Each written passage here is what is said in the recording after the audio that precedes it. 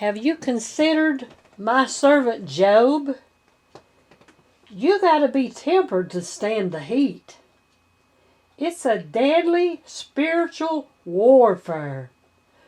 The word you preach will try you.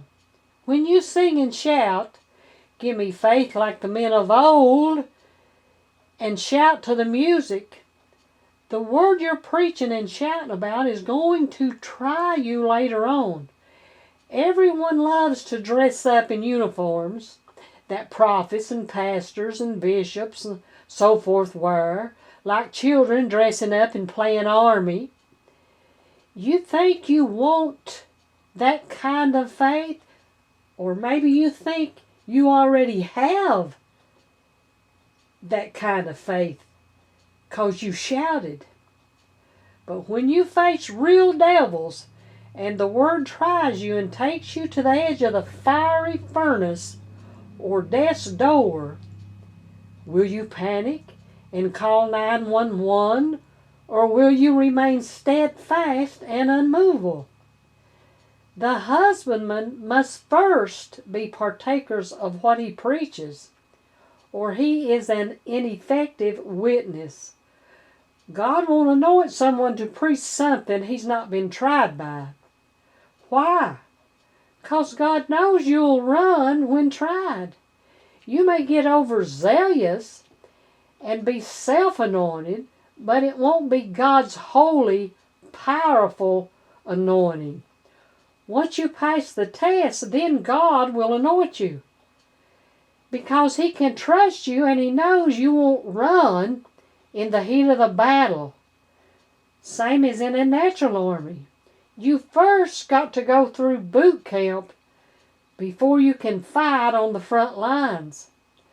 The real anointing from God only anoints you to preach what you've been tried by. Like you cannot fight on the front lines until you pass all the training in boot camp.